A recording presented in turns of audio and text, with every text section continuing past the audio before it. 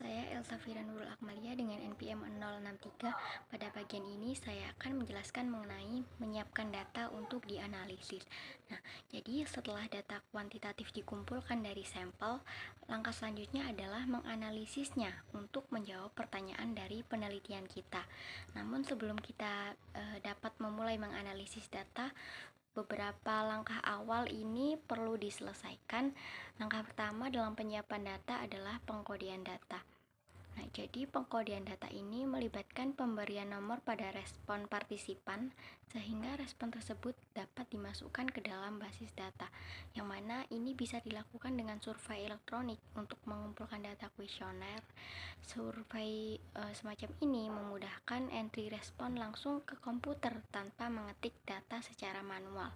Nah, namun jika karena alasan apapun hal ini tidak bisa dilakukan, mungkin ada baiknya menggunakan lembar pengkodean terlebih dahulu untuk menyalin data dari kuesioner dan kemudian mengetik data secara manual. Nah, metode ini biasanya dilakukan dengan cara menelusuri setiap kuesioner untuk setiap item supaya terhindar dari kebingungan jika data yang digunakan berupa kuesioner. Nah, langkah selanjutnya adalah entry data, di mana entry data ini memasukkan data pada perangkat lunak yang digunakan dalam pengujian seperti SPSS dan lainnya. Nah, setelah data dimasukkan, mungkin peneliti untuk melakukan editing. Selanjutnya yaitu editing data. Pengeditan data berkaitan dengan pendeteksian dan koreksi data yang tidak logis, tidak konsisten, atau ilegal dan kelalaian dalam informasi yang dikembalikan oleh partisipan penelitian. Contoh respon yang tidak logis adalah respon outlier. Outlier adalah observasi yang secara substansial berbeda dengan observasi lainnya. Outlier itu tidak selalu merupakan kesalahan, meskipun kesalahan data atau kesalahan entry itu kemungkinan besar merupakan sumber outlier. Kita dapat memeriksa penyebaran variabel nominal atau ordinal dengan mudah dengan memperoleh nilai minimum dan maksimum serta tabel frekuensi. Hal itu akan cepat mengungkap outlier yang paling jelas terlihat. Kode ilegal adalah nilai yang tidak ditentukan dalam instruksi pengkodean. Cara terbaik untuk memeriksa kode ilegal adalah dengan meminta komputer menghasilkan distribusi frekuensi dan memeriksa kode ilegal. Tidak semua responden menjawab setiap item dalam kuesioner. Kelalaian mungkin terjadi karena responden melakukannya tidak memahami pertanyaan, tidak mengetahui jawabannya, atau tidak bersedia menjawab pertanyaan.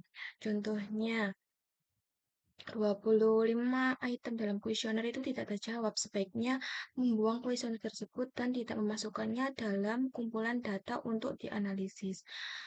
Salah satu cara untuk menangani respon kosong adalah dengan mengabaikannya saat analisis selesai. Solusinya adalah dengan melihat pola respon serta terhadap pertanyaan lain dan dari jawaban tersebut menyimpulkan jawaban logis atas pertanyaan untuk respons yang lain. Selanjutnya, data transformation. Transformasi data merupakan suatu variasi pengkodean data adalah proses mengubah representasi numerik asli dari suatu nilai kuantitatif ke nilai lain. Data biasanya diubah untuk menghindari masalah pada tahap proses analisis data berikutnya. Misalnya, data pendapatan yang seringkali tidak terdistribusi secara merata dikurangi menjadi nilai logaritmiknya. Maka pendapatan yang tinggi akan didekatkan ke ujung bawah skala dan menghasilkan distribusi yang mendekati kurva normal. Baik, yang selanjutnya saya akan menjelaskan tentang ukuran pemusatan data. Yang pertama yaitu min atau rata-rata. Min atau rata-rata adalah ukuran pemusatan data yang paling umum digunakan. Ini dihitung dengan menjumlahkan semua nilai dalam suatu kumpulan data dan kemudian membaginya dengan jumlah data. Min memberikan gambaran umum tentang pusat data. Contohnya, misalkan sebuah perusahaan menghitung rata-rata penjualan produk selama 6 bulan terakhir. Jika total penjualan selama periode tersebut adalah 600 unit, dan ada 6 bulan, maka min penjualan dari per bulan adalah 100 unit, yaitu dari 600 dibagi 6. Keuntungan min yaitu memberikan gambaran menyeluruh tentang data, sedangkan kekurangannya yaitu dapat dipengaruhi oleh nilai ekstrim atau outlier yang membuat tidak representatif. Yang selanjutnya yaitu median. Median adalah nilai tengah dari data yang telah diurutkan dari yang terendah ke tertinggi. Jika jumlah data ganjil, median adalah angka di tengah. Jika jumlah data genap, median adalah rata-rata dari dua angka tengah.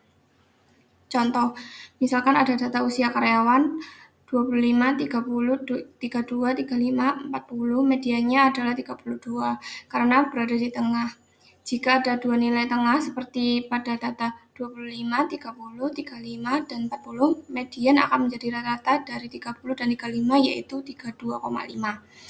Adapun keuntungannya yaitu tidak dipengaruhi oleh nilai ekstrim sehingga lebih akurat untuk data yang memiliki outlier. Sedangkan kekurangannya yaitu tidak mencerminkan semua data dalam suatu kumpulan. Yang selanjutnya yaitu modus. Modus adalah nilai yang paling sering muncul dalam kumpulan data. Ukuran ini cocok digunakan untuk data yang bersifat nominal atau kategori, seperti jenis kelamin, warna, atau kategori lainnya. Dalam survei jenis kelamin karyawan di sebuah perusahaan, jika ada lebih banyak pria daripada wanita, maka modusnya adalah pria. Keuntungannya yaitu berguna untuk data kategori dan membantu memahami frekuensi elemen yang dominan dalam data. Sedangkan kekurangannya yaitu tidak dapat digunakan untuk data interval atau rasio. Dan kadang-kadang tidak ada modus jika semua nilai unik. Yang selanjutnya yaitu mengukur penyebaran data. Yang pertama yaitu range. Range atau jangkauan adalah perbedaan antara nilai maksimum dan minimum dalam suatu set data. Range menunjukkan seberapa jauh penyebaran data tetapi hanya melihat pada dua nilai ekstrem. Contohnya yaitu jika perusahaan A menjual 30 unit produk pada bulan April dan 50 unit pada bulan Juni, maka range-nya adalah 50 dikurangi 30 yaitu 20 unit. Keuntungan yaitu mudah dihitung dan memberikan indikasi kasar mengenai penyebaran data. Sedangkan kekurangannya yaitu tidak mempertimbangkan sebuah data di antara nilai maksimum dan minimum. Yang selanjutnya yaitu standard deviation atau standar deviasi. Standar deviasi adalah ukuran seberapa jauh data menyebar dari nilai rata-rata atau mean. Semakin besar standar deviasi, semakin luas penyebaran data dari rata-rata. Contohnya yaitu jika penjualan produk bervariasi secara signifikan dari bulan ke bulan, standar deviasi penjualan akan tinggi, menunjukkan variabilitas tinggi. Keuntungannya yaitu memberikan informasi yang lebih komprehensif tentang penyebaran data daripada range, karena mempertimbangkan semua nilai data. Sedangkan kekurangannya yaitu nilai lebih sulit untuk dihitung dan dipahami dibandingkan range. Yang selanjutnya yaitu variance. Variance adalah kuadrat dari standar deviasi. Ini digunakan untuk melihat seberapa jauh nilai-nilai dalam satu set data tersebar di sekitar rata-rata. Variance membantu dalam membandingkan penyebaran antara set data yang berbeda. Contohnya misalnya, jika perusahaan A memiliki varians penjualan 66,7 dan perusahaan B memiliki varians 600, ini menunjukkan bahwa penyebaran data penjualan di perusahaan B jauh lebih besar. Keuntungannya yaitu membantu memahami variabilitas data dalam analisis statistik. Sedangkan kekurangannya yaitu satuan pengukuran varians berbeda dari data asli sehingga sering digunakan standar deviasi sebagai representatif yang lebih intuitif. Perkenalkan, nama saya Nur Rahma Priyamitasari dengan NPM akhir 067. Di sini saya akan menjelaskan tentang ukuran dispersi. Di sini ada 3 pengukuran dispersi. Yang pertama ada rentang. Rentang mengacu pada nilai ekstrem dalam sekumpulan observasi. Lalu yang kedua ada varian. Varian dihitung dengan mengurangi rata-rata dari setiap observasi dalam kumpulan data, mengambil kuadrat dari selisih ini dan membagi totalnya dengan jumlah observasi. Lalu yang ketiga ada simpangan baku. Simpangan baku yang merupakan ukuran penyebaran lain untuk data berskala interval dan rasio, memberikan indeks penyebaran distribusi atau variabilitas dalam data. Ini adalah ukuran penyebaran yang sangat umum digunakan dan merupakan alat akar kuadrat dari varian. Selain 3 pengukuran tadi, ada ukuran penyebaran lainnya. Ini ada ketika median adalah ukuran kecenderungan sentral, persentil, desil, dan kuartil menjadi bermakna. Sama seperti median membagi seluruh wilayah pengamatan menjadi 2 bagian yang sama, kuartil membagi menjadi 4 bagian yang sama, desil menjadi 10, dan persentil menjadi 100 bagian yang sama. Persentil berguna ketika sejumlah besar data seperti skor GRI atau GMAT ditangani. Ketika area pengamatan dibagi menjadi 100 bagian yang sama, terdapat 99 titik persentil. Setiap skor yang diberikan memiliki probabilitas 0,01 bahwa skor tersebut akan jatuh di salah satu titik tersebut. Selanjutnya ada hubungan antar variabel. Di sini ada hubungan antara dua variabel nominal uji X kuadrat.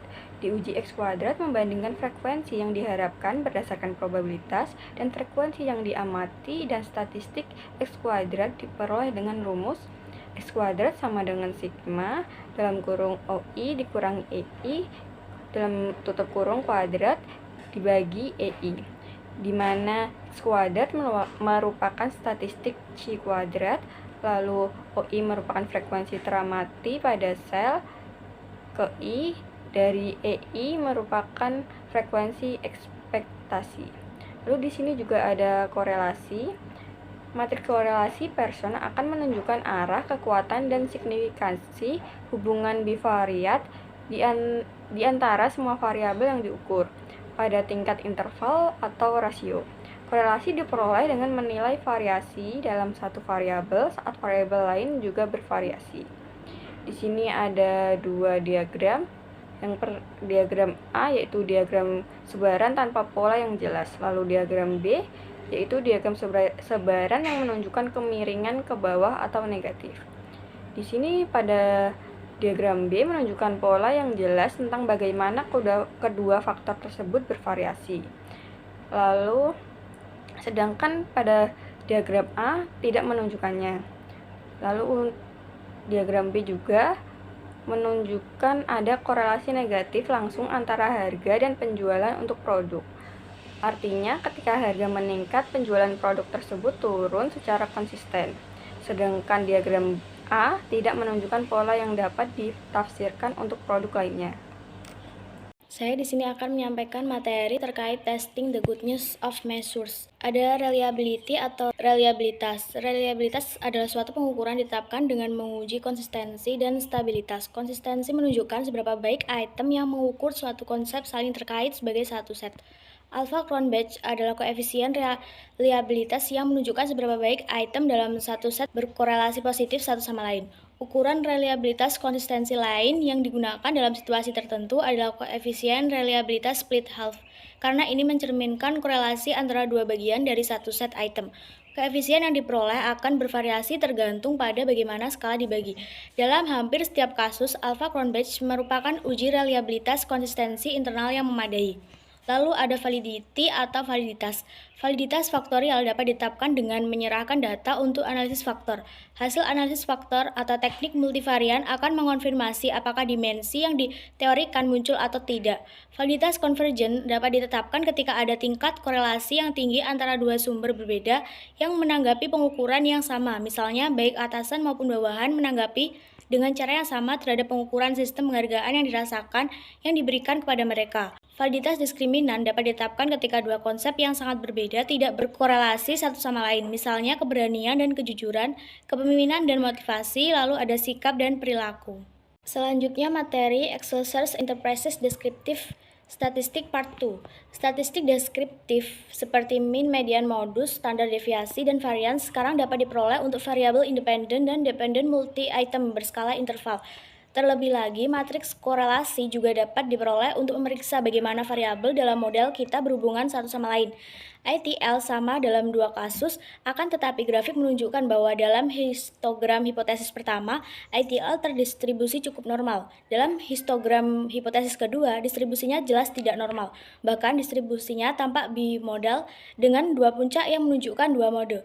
Distribusi pertama menunjukkan bahwa sebagian besar responden tidak berniat untuk keluar atau bertahan. Di sisi lain, distribusi bimodal menunjukkan bahwa satu kelompok karyawan tidak cenderung untuk keluar sama sekali, sedangkan kelompok lain bertekad untuk meninggalkan organisasi.